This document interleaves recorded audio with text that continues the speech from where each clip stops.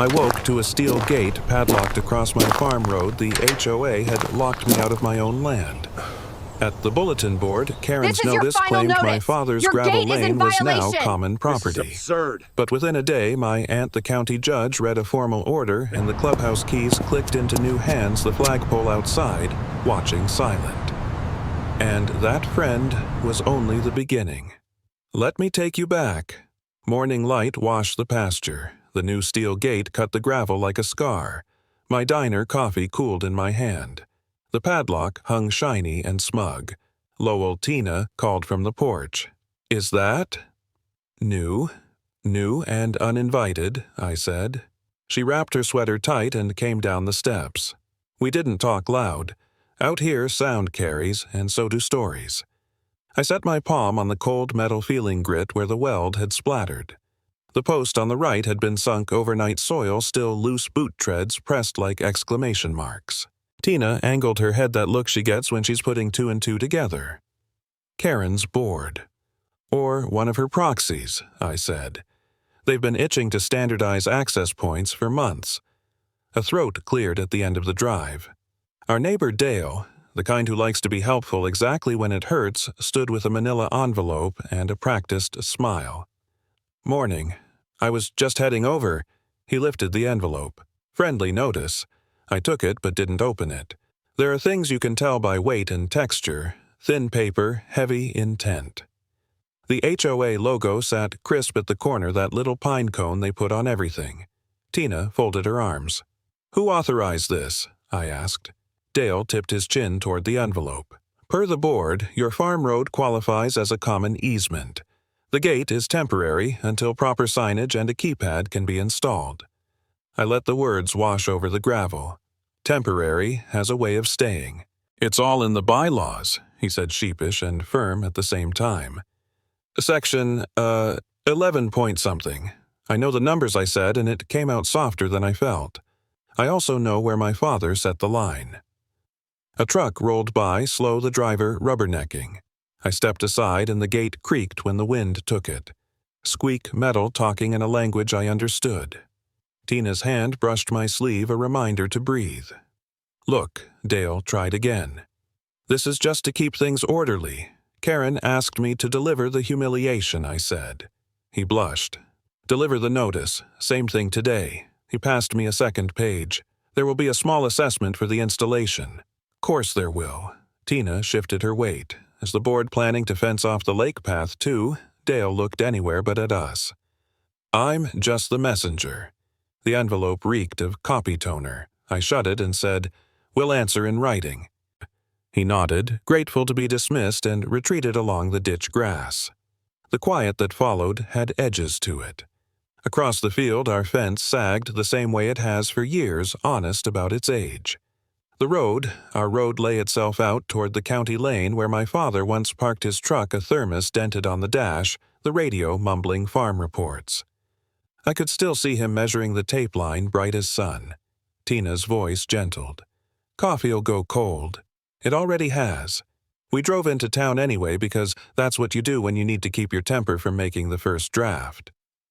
At the Willow Creek post office, I saw an HOA notice pinned between a lost dog flyer and a church sale. A glossy stock photo of a cheerful gate tried to make it legal. Neighbor voices carried in the small space. "Isn't that Lowell's Road? I heard it's common access. Karen says it's for safety." I lifted the corner of the notice and read the fine print. Words like standardize and limit liability marched across the page. Somewhere in the middle, a sentence tried to stretch a covenant into a noose. Certain lanes long used by individual properties shall in the interest of community be designated as shared thoroughfares. It didn't cite a plat. It didn't need to, I suppose, when confidence does the heavy lifting. "Do you want to say something?" Tina murmured. "Not here," I said. "Not to the board's poster." She nodded.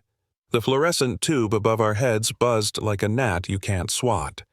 I stared at the pinholes in the cork layers of notices, layers of winters. Somewhere in those holes were bake sales and funerals, the kind of news that doesn't need a logo. Dale reappeared with someone else in tow, Karen herself, this time her smile polished to a shine. "Lowell," she sang, "so glad you saw the notice. We're finally bringing order to the neighborhood." I had order, I said. It was a gravel road and a handshake. "Handshakes don't limit liability," she said pleasantly. "The board has a responsibility. Then you'll be glad to see the deed." I said, careful with the word glad. "It lists that road as appurtenant to the Mercer property." Karen kept smiling the way you do when the camera's on. "Our council has advised that certain historical usages do not reflect present best practices. We'll send over the language." My cheeks went warm and then cooled the way metal does when you move from sun to shade. A woman from church stepped close, meaning, well. "It's just a gate, Lowell." "It's never just a gate," I said, and heard my father in the cadence. "It's where you put it." Karen slid the notice a fraction straighter, a hostess making sure the napkin sits symmetrically. "It'll make everyone's life easier, except the person whose life it crosses." She laughed softly like I'd made a joke at my own expense. "You won't mind, you're a good neighbor." Neighbors looked down at their boots. That's how humiliation works in a small town, politely, with eye contact carefully avoided. We left with a little stack of certified mail slips for bills and a thin coil of anger that felt old as the fence line. Outside, the wind lifted the smell of snow that never came. On Main, the diner's windows fogged over, and the waitress waved the way she always does, 2 fingers and a smile that remembers your order. I swallowed the last of the cold coffee and tasted metal from the gate on my tongue. Back home, the road waited the way roads do. I walked to the shed and opened the narrow drawer where I keep odd things that matter. Oilskin envelopes, a photograph of my father in his seed cap, a small length of chain with a rusted link. Beneath them lay a boundary pin short as my hand, the head flattened where a hammer had kissed it 40 years ago. I lifted it like a keepsake and a tool at the same time. Tina hovered in the doorway. "What now?" "We'll measure," I said. "We'll read. We'll write. You always did like a plan. I like a plan because it keeps a man from yelling. The farm quieted the way it does after noon, just the crows, just the creek." I went back to the lane and stood where the post had been sunk. Dirt crumbled under my boot. Across the hinge, the padlock blinked in the sun. They locked me out of my own road. I said not to anyone in particular, and the words felt ready for a poster of my own. The hinge squealed once long and complaining. I didn't rattle it. I didn't kick. I just let my fingers rest around the cool iron head of that old pin until they stopped shaking, and I held on. 24 hours later, the email arrived, cold lines that could redraw a life. I was at the post office counter signing for a certified envelope when my phone buzzed. The subject line wore that HOA pinecone logo like a badge, temporary access control clarification. I tapped it open. Words lined up like fence posts. The key sentence sat there tidy as a threat. Per HOA authority, the Mercer Farm Road is designated a community easement. I read it twice then, once more for the space between the words. Bad, the clerk asked, sliding my green receipt across. "Legal," I said, which in our town often means the same thing. On the bulletin board, yesterday's glossy gate notice still looked pleased with itself. I lifted the corner and felt the paper bite back against my fingernail. The neon strip light hummed overhead, casting the color of tired mint across everything. A pair of neighbors shuffled in behind me, talking low about the lake level and the choir's spring hymn. The little bells on the door chimed once tinny and hopeful. At the diner, Tina and I took the corner booth where the radiator clicks like a metronome. She slid my coffee across. "You looked like you swallowed a staple." "They put it in writing," I said, laying the phone between us. "Community easement." She scrolled with her thumb lips pursed. "No parcel numbers," she said. "No citation to the county plat. Confidence is doing the citing today." Neighbor Ed stepped in from the wind and spotted us. Ed has a way of tilting his head that says I'm reading the footnotes. He slid into the booth without asking. "I heard," he said. Karen's email went out to the board at 7:04 a.m. "I'm not on the board," he added quickly, "but my cousin is too chatty with his CCs." Tina smirked. Bless the reply, all. I reached under the table for the accordion folder I'd carried since Dad's last Christmas. The oilskin crackled when I opened it.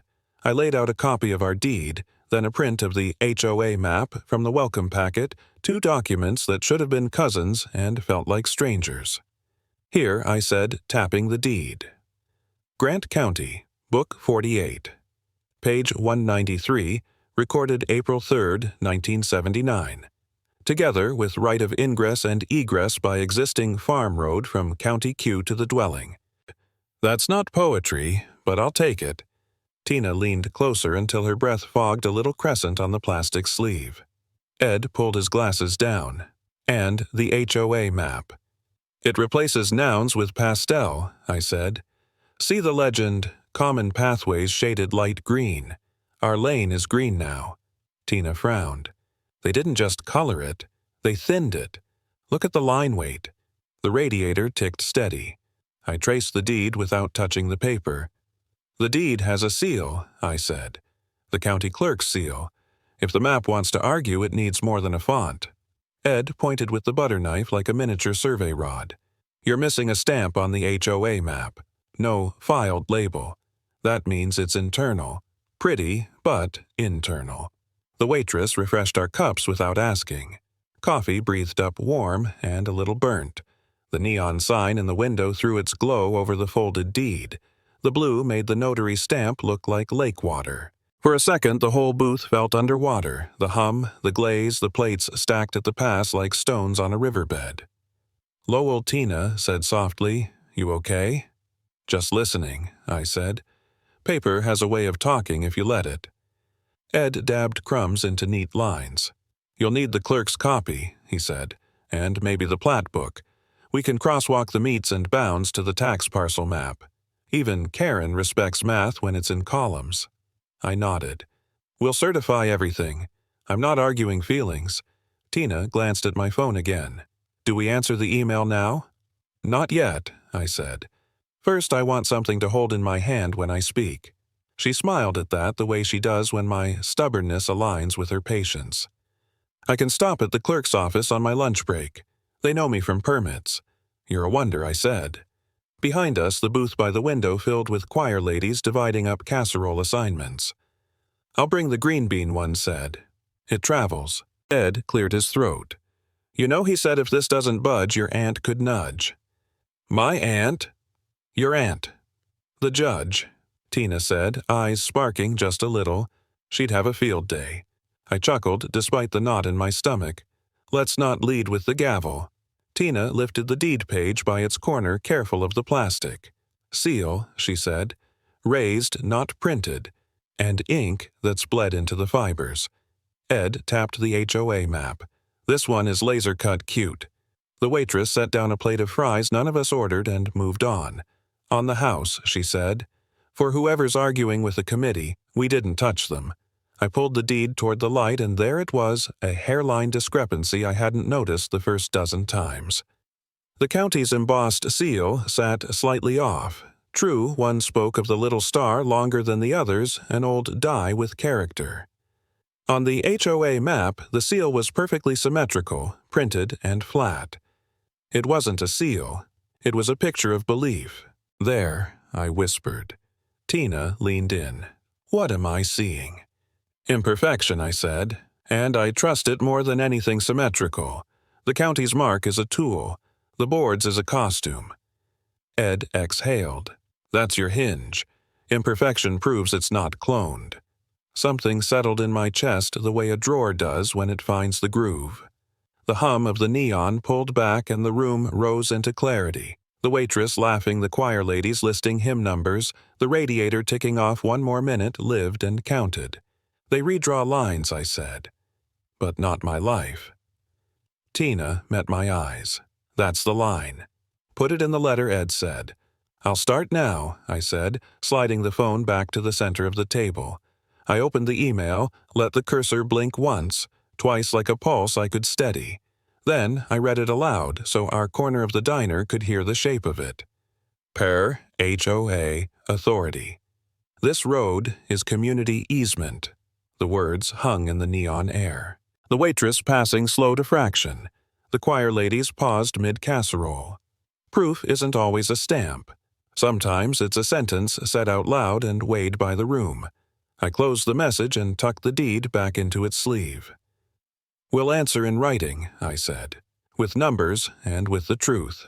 The radiator ticked again, right on time. Outside the window, the cloud layer thinned and a rectangle of sun lay down on Maine like a promise we could measure. The diner felt different at night, quieter the booths thinning out the fryers taking a breath between orders. Fried fish lingered in the air, sharp and salty, and somewhere near the back door a ribbon of pipe tobacco drifted in from the alley like a grandfather's memory. I slid into the corner booth with Tina, laid the oilskin folder on the formica, and waited for the man who knew where lines belonged. Grant Holloway arrived in a faded surveyor's vest with a pen clipped where a compass might have hung in another era. He was older than I remembered, the kind of older that wears competence like a well-fitted jacket. He set a canvas tube on the seat, unsnapped the oilskin, and nodded to the waitress. "Just coffee," he said. "Hot, plain, honest." "Maps don't lie," he said to me without sitting yet, but people who draw them sometimes do. I needed to hear that from someone who's held the chain, I said. Tina slid the deed copy to the edge of the table. "We have the county record," she said, tapping the embossed seal, "and the HOA welcome map. They don't agree." Grant finally sat palms open, a small ceremony of patience. He pulled the deed toward him and tipped it into the light. Raised seal. Offset star.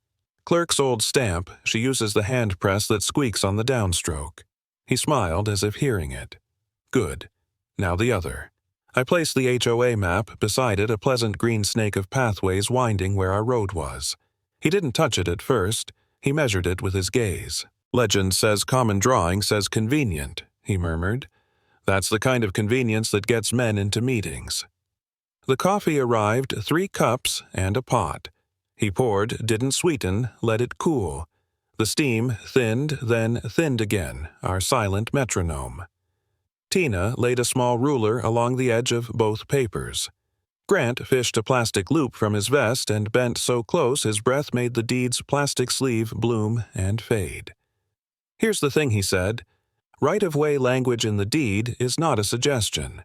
Ingress and egress by existing farm road means the road as it was when recorded.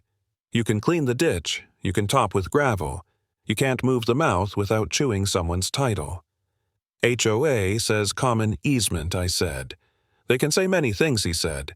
"They cannot change a grant by coloring it mint green." He rolled the loop to the HOA seal. "Printed picture," he said. "Pretty symmetry, always suspicious. The county's star is wonky. Wonky is truth." Tina gave me a quick look. It was the look she had the night we bought our first used car and walked away from the shiny one. Imperfection, we had decided, was the price of honesty. Grant unclipped a thin roll of tracing paper, laid it over both documents, and traced our farm road in 2 inks blue from the deed, pale green from the HOA. The diner light hummed. The pencil whispered. When he lifted the page, the lines overlapped for most of their length, then split the green, veering toward the lake just enough to steal a mouthful of margin. That he said, tapping the split, is intent disguised as tidying. I let out air I hadn't noticed holding. I kept thinking it was me memory turning corners where they never were. Grant shook his head. "Memory's a poor witness until you hand it a ruler. This is your ruler." He marked the point where the lines parted. "Now, about your pin." He held out his hand. I reached into my jacket and placed my father's boundary pin in his palm. He weighed it like an old coin, then turned it under the light. "Hand-hammered mushroom," he said. "Somebody who cared hit this until it said, 'Enough.' Did you pull it?" "No," I said. "They did. Or they said another where this one isn't." He nodded, that small economy of agreement older men use when they don't want to set your hair on fire with the truth. "At 3 in the morning, if I had to guess," he said. "Night has a way of making straight lines wander." He opened his canvas tube and slid out a plat book copy, county archive stamp, still damp. "I got this before I came," he said. "Clerk remembered your dad. Said he used to bring her tomatoes and jokes." He laid the copy beside our papers. The callouts matched our deed like a hand finds its glove. Tina touched my elbow. The coffee had gone from hot to good to tepid, that sweet point where you have to decide to drink or commit to cold. We left it sitting. Grant's finger circled a notation. Existing farm road centerline. 1979, he read. Not proposed, not future, not conceptual. Existing. He looked at me until I met his eyes. If they moved the pin, they moved more than iron. I heard the small click of the waitress's pen at the counter as she totaled out the last tickets. The diner had fallen into that late quiet when the town exhales. The pipe smoke from the alley returned thin and ghosted. "What do we do?" I asked. "You gather copies," he said. "Record the time and the words. Submit a formal complaint to the board and to the county. Serve it certified return receipt. And you ask for a temporary restraining order if the gate blocks ingress. Not to grandstand. To freeze bad habits before they set." Tina pulled a manila envelope from her tote. "I printed the complaint template," she said, "and an affidavit page." Grant smiled at her like a teacher at a student who did the extra problems. "Good. Attach the tracing overlay. Judges like pictures where words have lost their manners." He slid the tracing over the two maps again. The split looked like a healed scar catching the light. "Truth leaves marks deeper than ink," he said. I felt that sentence land where a backbone meets resolve. "Say that again," I said, and he did slower. "I wrote it in the margin of the template where I keep reasons." He capped his pen. "One more thing," he said, voice low enough that it carried only as far as our cups. "Once you file this, you must follow through. They count on fatigue. They weaponize polite delays. Agenda tables. Let's revisit all that honeyed bureaucracy. I'm tired already," I said, half a joke, half confession. "That's why you file," he said. "Paper doesn't get tired." Tina slid the complaint to me and set the pen on top. The point faced south, a tiny arrow. "We sign," she said. I looked at the lines we'd made, the blue, the green, the tracing like a thin skin of truth. I looked at the deed's imperfect star. I looked at my father's pin, the head flattened by a hand I knew. Somewhere past the windows the lake held its breath. Somewhere past the alley a last curl of pipe smoke decided to stay. I signed where the template told me to full name the way my father wrote it on feed orders and baseball score sheets. "Date," Tina said. "Today," I answered and wrote it. Grant gathered the pages into order the way a man stacks lumber square true, no edges proud. "I'll walk this to the clerk with you in the morning," he said. "Tonight you rest your hand. Tomorrow you use it." We sat with the cooling coffee and the papers fanned like a small, stubborn flag. The waitress flicked off the neon over the pie case, leaving just enough light to see the lines that mattered. "Once you file this Lowell grant," repeated softer now. "A benediction over tools you must follow through." "I will," I said. The pen lay warm in my palm. The decision had weight like iron, and I didn't put it down. The truth flickered at 3:15 a.m. on a grainy clubhouse camera. By evening, the folding chairs were set in rows, scuffed metal legs chirping against the linoleum as neighbors settled. The bulletin board had been wiped clean, except for a fresh agenda special meeting access control community concerns pinned dead center. A casserole line gathered along the side table lids, clinking steam fogging the plastic shields someone rescued from the church basement. Fluorescent bulbs hummed overhead, a high electric throat clearing that made the room feel both official and tired. Grant stood near the back with his vest and his quiet. I carried the manila folder under my arm like a hymn book. Tina took a chair beside me, her hand briefly on my sleeve, a touch that set the metronome of my heart to something steadier. Karen took the lectern with a binder and a hostess smile. "Thank you for coming," she said. "We're here to clear up confusion about the gate and to reaffirm our commitment to safety." I stood when she paused for air. "Before we discuss feelings," I said, keeping my voice even, "we should enter 2 items into the record." I held up the first, a stamped copy of an order. "Temporary restraining order, granted this afternoon by the county judge preventing any further alteration of access pending review." I handed it to the secretary, who turned it over like it might sprout legs. A murmur moved through the chairs. Outrage has a sound. So does relief. This was something in between, like a crowd deciding whether to stand. Karen smiled wider. Thank you, Lowell. We'll review that with counsel. But as I've said, the gate is temporary, and the order is not. I said softer. It's in effect. Grant cleared his throat from the back, not to command, but to confirm. The sound landed like a period at the end of a long sentence. I lifted the second item, a small thumb drive in a clear case. And this, I said, is a copy of last night's camera feed from the clubhouse exterior. Karen's smile didn't drop so much as stiffen. Our cameras are for general security, she said. We don't store forever, I finished, which is why I printed a segment for tonight's record. The board's treasurer fiddled with the projector, and in a few clicks the wall glowed pale. The first seconds were nothing, a dark rectangle of grass, a sliver of the lake reflecting one lonely street lamp. The timestamp pulsed, 03:14:52. The bulbs hummed louder, or maybe it was my pulse in my ears. The window by the exit was cracked open. A thin spring draft crawled across the tile and up my pant leg. I could smell the potatoes in the casserole cooling. "Is this necessary?" Karen asked, bright enough to backlight the room. "It's late and people—" The video answered for me. At 03:15:06, headlights slid across the clubhouse lawn and stopped short of the camera's edge. A pair of figures entered frame from the right, black silhouettes against the gray. One carried a post-hole digger. The other cradled a new metal post. They moved like people who had practiced. Quick, quiet, sure. A gasp pinballed from front row to back. Someone's spoon clinked against a styrofoam plate. I felt Tina's hand find my sleeve again 2 beats, then gone. The figures knelt at the edge of the gravel. On the video, the earth was nothing but a darker black, but you could see the muscle memory of their bodies dig plant tamp. The timestamp ticked. At 03:21:13, one of them set a pin where a pin had no business being. The other held a flashlight low-cupped the way you do when you don't want light to tell on you. Karen's voice attempted lightness and came out thin. "This could be anyone," she said. "It's dark. Perspective is tricky."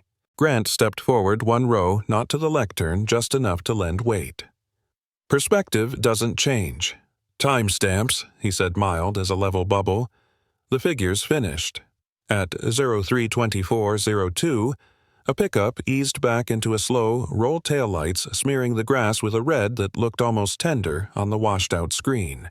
The camera returned to empty lawn and an untroubled rectangle of lake. The treasurer stopped the video.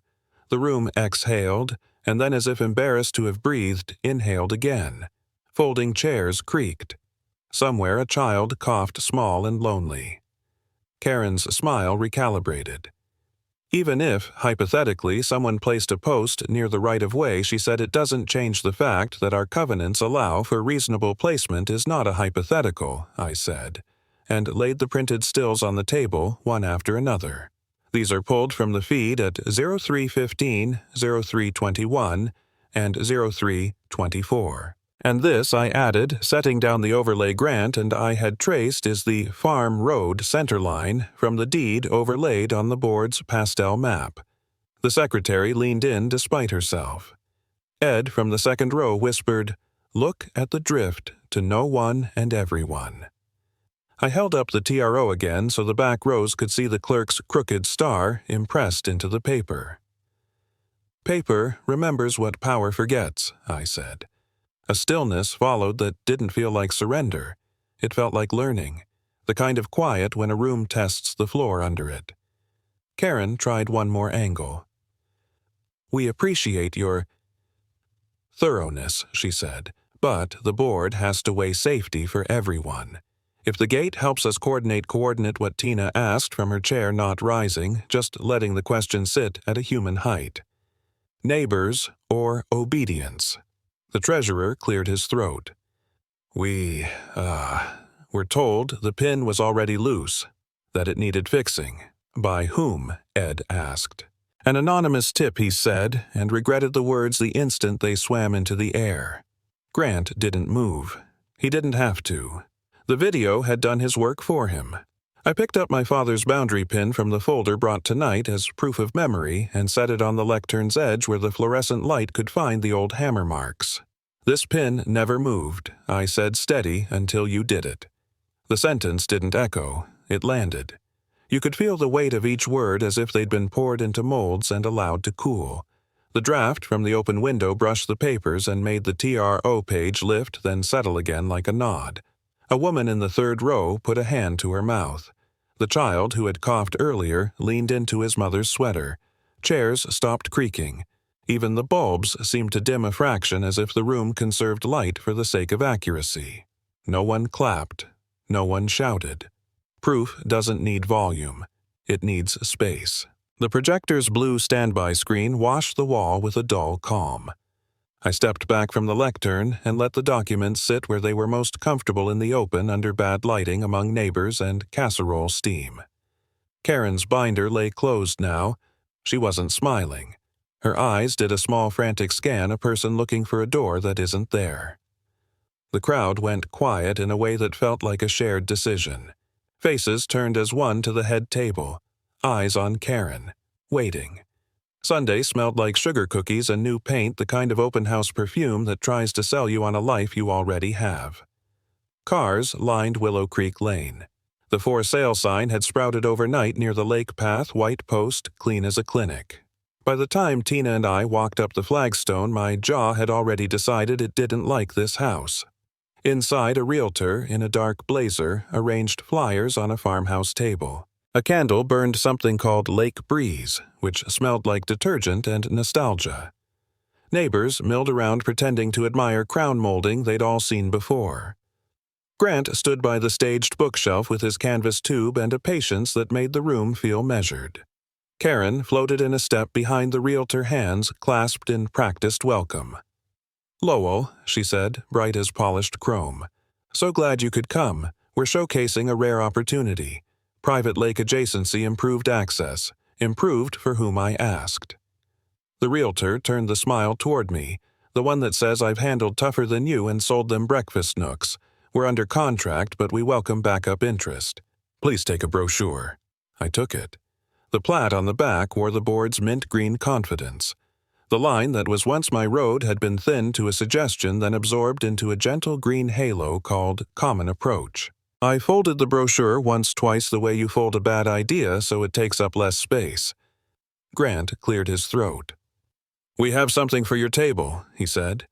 He unrolled a sheet and anchored its corners with a coaster, a stack of flyers, and the realtor's business card holder. Deed centerline in blue, HOA map in green. The split near the mouth of the road plain as a crack in ice. The realtor's smile faltered. "I'm not authorized to." "Look," Tina said, not unkindly. She pointed to the clerk's seal on our deed copy, crooked star ink a shade darker where the stamp bit the fiber. "Raised," she said, "not printed." Karen's gaze never fell fully on the page. "We should keep this respectful," she said. "This is a private showing." "Then keep it private," neighbor Ed said from by the fireplace. "Stop using our money to sell our frontage." A murmur built quiet at first, then warmer a kettle not quite boiling. I set the deed beside Grant's overlay, the two papers nesting like cousins holding the same story. The realtor placed both palms on the table as if feeling for a heartbeat. "I'm sure there's a misunderstanding. Our listing is based on documents provided by the Homeowners Association. Your listing is based on a drawing and a welcome packet," I said. "Ours is based on a recorded grant. Book 48, page 193. April 3rd, 1979. Grant tapped the overlay. Existing farm road centerline. He read calm as a level. Not conceptual. Not proposed. Existing. The house did that open house hush where everyone pretends not to be listening and then listens harder. The Lake Breeze candle couldn't cover the stale sweetness of the cookies cooling on a plate by the sink. Sugar hung in the air, and below it the clean, honest smell of ink. Karen tried the tone she keeps for bake sales and budgets. "Lowell, you can bring your concerns to the board at the proper time." "Today is proper," I said, "before someone pays for a lie." The realtor swallowed. "We're happy to adjust disclosures should there be, new information." "Information is the oldest thing on that table," Ed said. You can see the hammer marks on it. He meant the pin in my pocket, but the point landed anyway. People stepped closer.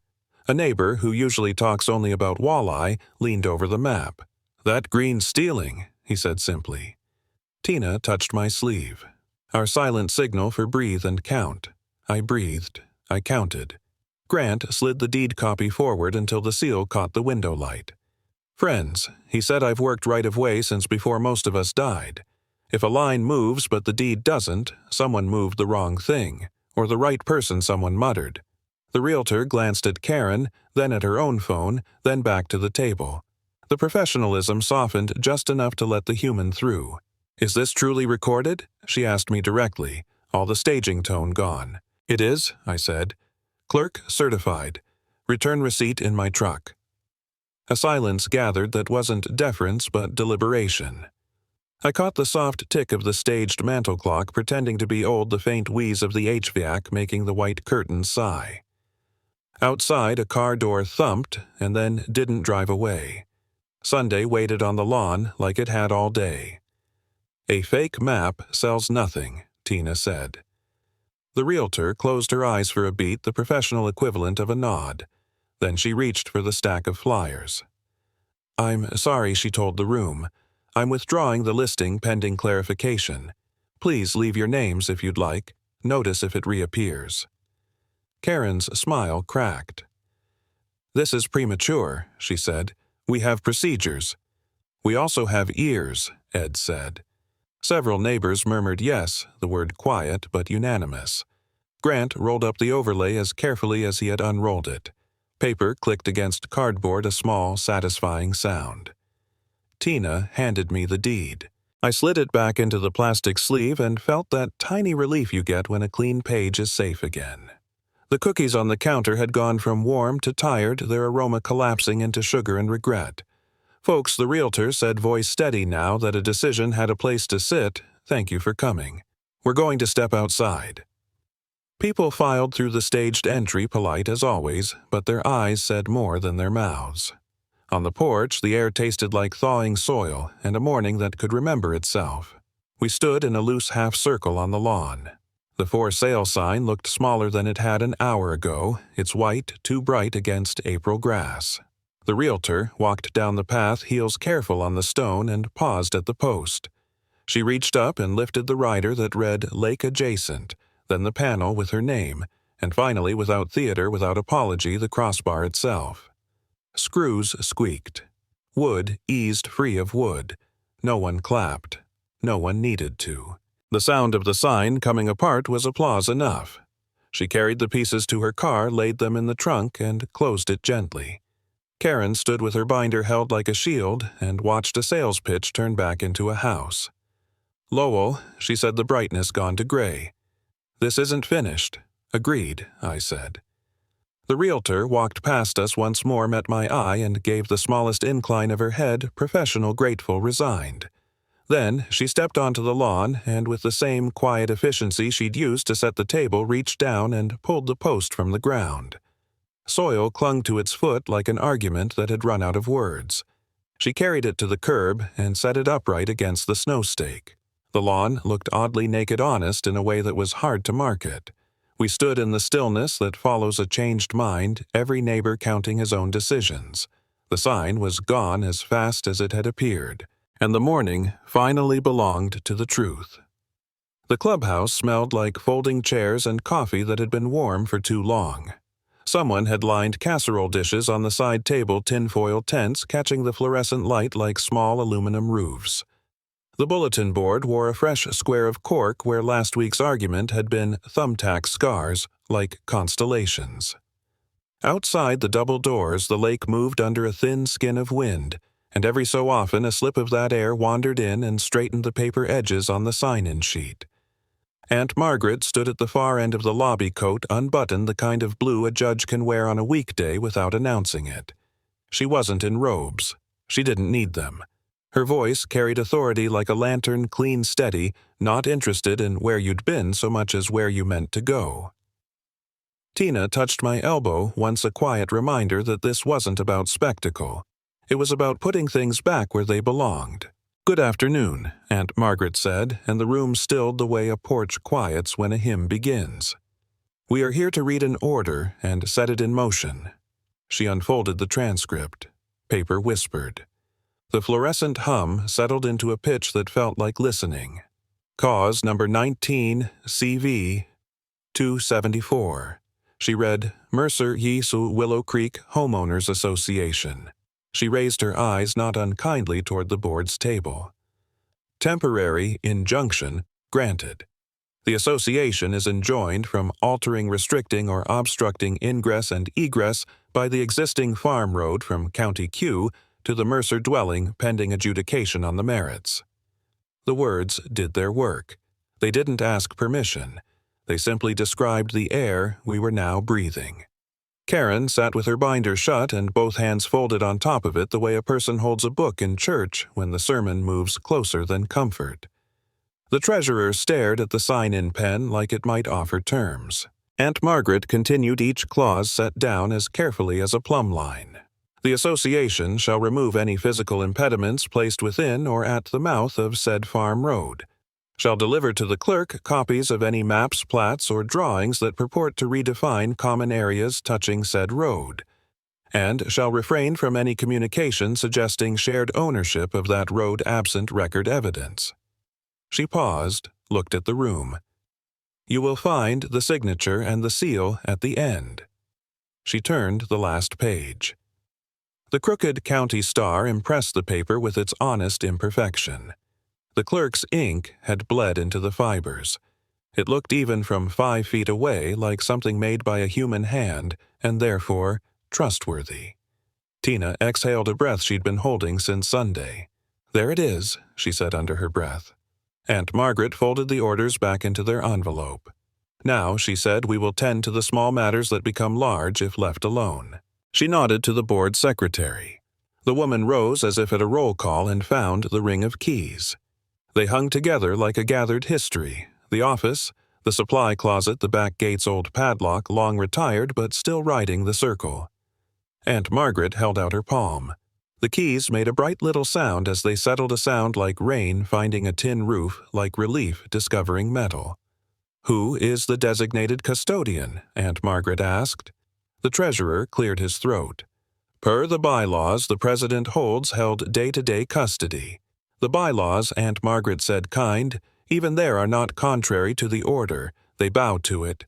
She lifted the ring by one key between finger and thumb. We'll formalize this. She turned to me. Mr. Mercer, you requested the injunction, and you will not be the custodian. That would be improper. She let a brief smile soften the line. But you will witness. She stepped toward the clubhouse office. We all moved without being told, neighbors parting and then closing again, the small choreography of a community that knows how to fit itself into rooms. At the office door, Aunt Margaret inserted the brass key. The hallway's light clicked and steadied. She turned the lock. The metallic tumblers performed their little ceremony inside the wood. Click. It was not loud, but it reached the back row.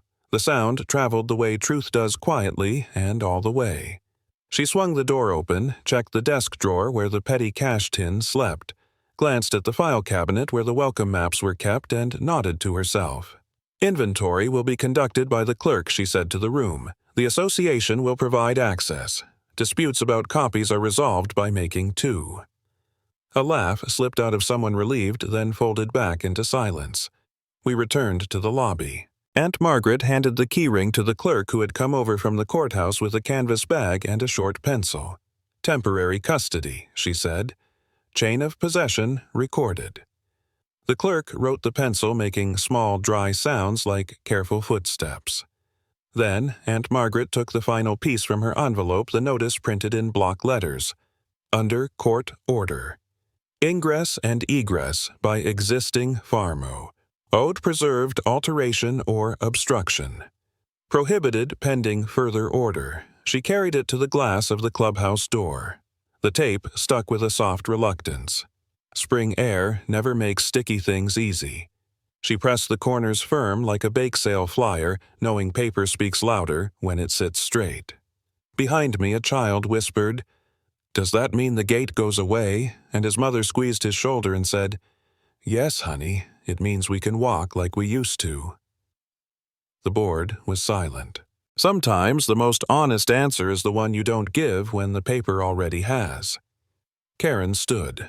For a heartbeat, I thought she might argue. Then she smoothed the front of her cardigan, looked at the notice, and sat again. Her jaw worked once like a person deciding to swallow pride whole and chase it with nothing. Neighbors began to clap. Not the whoop of victory, not the sticky noise of triumph. A simple applause, soft, respectful, a sound that matched the room and the order and the season. Ed wiped his glasses. The casserole lids lifted again, a polite domestic percussion under the hands. Tina found my hand and squeezed. "We're heard," she said. I nodded. The bulletin board caught a draft and gave a little shiver. The fluorescent light flickered once and then held. Aunt Margaret came back to where we stood and looked up into my face with that mixture of affection and warning that only family and judges learn to mix. "Paper unlocked what fear had closed," she said. I didn't realize it until then, but I'd been bracing for a speech, for a scolding, for a reminder to behave. She gave me something else, a simple fact to carry. "What happens next?" someone asked from the middle rows. "We do the next proper thing," Aunt Margaret said. "An audit, a meeting noticed correctly, a vote conducted under the bylaws that truly serve you." Her smile turned practical. "And supper before it goes cold." People laughed, quiet, grateful. The room began to move again in that village rhythm, chairs folded and leaned against a wall, a Sharpie uncapped to add, "Brought to you by the court to the casserole list," the bulletin board accepting one more piece of paper that mattered. I stepped to the door and ran a finger along the notice's edge. It didn't need me. It would do its work without my thumb on it. Behind me, the keys clinked once on the clerk's ring as she wrote a time down beside a line. The small sounds made a whole pencil paper lock breath. We walked outside into the thin sun. The lake pulled the wind across the grass and laid it at our feet. I felt Tina's hand in mine, her palm warm, her knuckles grounding. The gate would come down. The road would remember itself. And, for the first time in a long winter of polite fights, my shoulders let go of a weight I hadn't noticed learning to carry. "We're heard," she said again, softer now, almost to the water. "Yes," I said, "we are." The clubhouse hall had the feel of a ledger opened flat. The fluorescent light exact the rows of chairs squared the bulletin board so crowded with notices it looked like an overfull file. Through the wall, the church choir practiced a hymn, their voices faint as pencil lines. Grant stood at the front table with a neat stack of paper and a calm that made the room believe in math again. Numbers speak louder than slogans when read in public, he said, not to grandstand, but like a foreman calling time. He lifted the first sheet. Line item 17, Shoreline Mitigation Consulting, billed at $25,000. Vendor, Thorn Lakeside, LLC. Evidence of service rendered none. Cross-reference 17A deposit of $12,500 into Lakefront Solutions, the president's affiliated account 3 days later. Paper rustled. The sound carried further than any microphone. Karen sat at the head table. Her binder was closed. Ed hovered near the side aisle with a yellow legal pad jotting numbers like mile markers. Tina stood beside me, our shoulders almost touching close enough that I could feel her steady, a human metronome. Grant set the first page aside, raised the next. Item 23. Erosion Analysis. $18,000. No report filed. Deposit of $9,000 to Lakefront Solutions 5 days later. He didn't look at the board when he said it. He looked at the room because that's who owns the truth once it's read. I felt the hush deepen. Hush has varieties, the kind for grief, the kind for reverence, the kind for a truth finally filing itself where it belongs. This was the third kind. Karen's treasurer cleared his throat. Those were approved expenses he offered, but it sounded like a receipt apologizing for itself. They were approved by people who benefited. Ed said, not loud, just accurate. Grant kept to the ledger. Item 31, Community Beautification Project Management, $40,000. Photographs indicate volunteers completed the work. Deposit of $19,500 to Lakefront Solutions. Item 34, Wetland Permitting Assistance, $22,000. No permit application found. He placed the final page on the stack and rested his hand there as if to keep the math from wandering back into rumor. Total questionable outlays, $145,000. Total kickback deposits matched $71,000. The choir's voices landed on an amen that trembled through the vents and dissolved into the fluorescent hum. For a heartbeat, no one moved. Every cent tells a story, I said, because the numbers needed a sentence a person could carry home. Tina nodded once. And our story gets its ending, she whispered. Grant turned to the clerk who had brought a banker's box. She lifted the lid. Inside, bundles of refund checks sat in their tidy sleeves, names handwritten on the outer corners. The clerk laid the first 10 on the table. The paper edges were square enough to measure against. The board's secretary rose, throat working. On behalf of the board, she said, voice tight, we acknowledge the findings. Refunds are authorized. She looked at the audience and added, lower, we're sorry. No one cheered. It wasn't that kind of moment. Instead, the room gave 3 seconds of silence, the strangest, kindest ritual before the first soft applause began at the back and traveled forward, not like thunder, but like rain reaching a dry field. Grant lifted the overlay we'd used in earlier meetings and set it beside the check's deed center line in blue HOA green veer, faint as a faded bruise. Prop made echo paper, remembering what Power had tried to forget. He tapped the place where blue and green parted. The map taught us to look, he said. The ledger confirmed what the map began. Karen attempted a smile that didn't know which muscles to use. We will cooperate fully with the audit's recommendations, she said. A special election will be noticed. Ed raised a hand, palm open. Put it on the bulletin board tonight, he said. No more quiet deadlines. The clerk began calling names. Anderson. A hand rose hesitant, then sure. A check changed hands. Barker, Chen, Donahue. Each name was a small repair. People took envelopes the way you take keys after a long absence, not triumphant, just grateful to hold what is yours again. The choir on the other side of the wall found the hymn's last verse. A high voice slid over the notes like a ribbon tying a box shut. The fluorescent light held steady, no flicker now. Grant turned to me. You'll need to keep pressing, he murmured. This closes a chapter, not the book.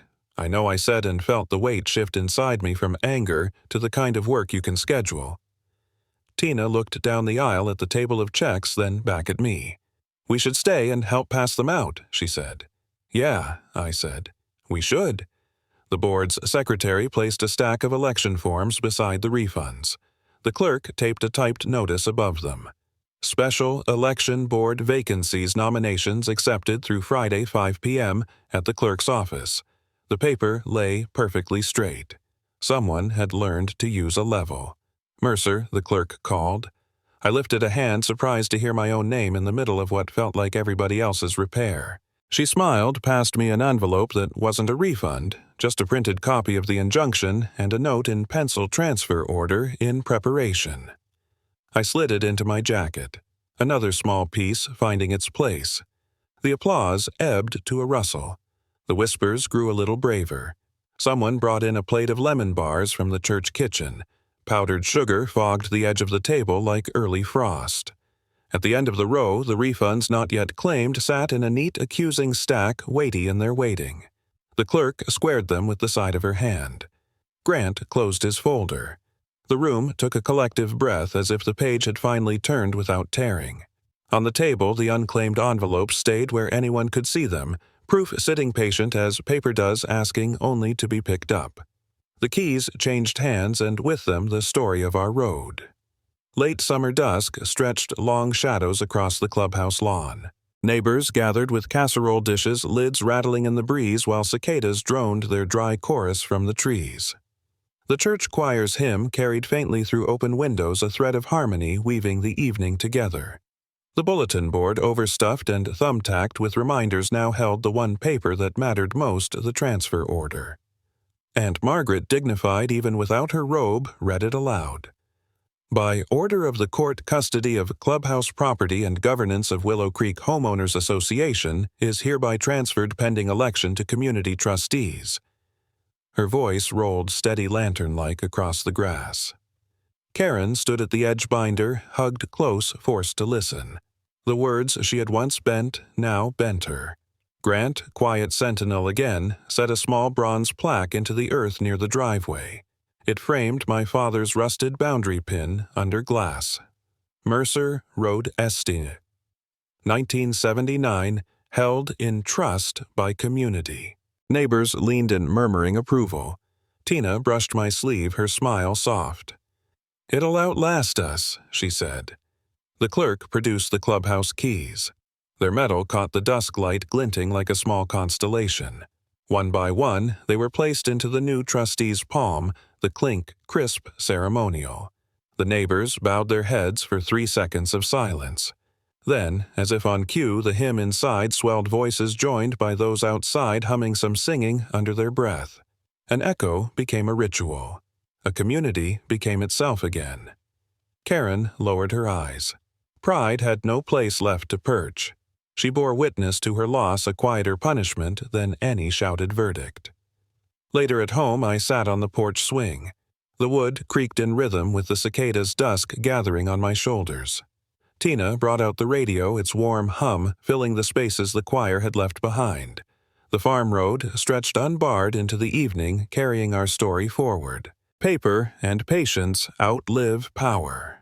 The last light of summer brushed the clubhouse lawn where the transfer order still clung to the glass door like a seal against forgetting. The keys that once locked us out were passed into open hands, their metallic weight turning into trust. Standing beside neighbors in silence before the hymn rose, I felt our road no longer guarded by fear, but by memory. From boundary pins to refund slips, we had redrawn more than maps, we had restored each other. Justice isn't loud, it's steady. Share your HOA story below your map might help someone redraw theirs.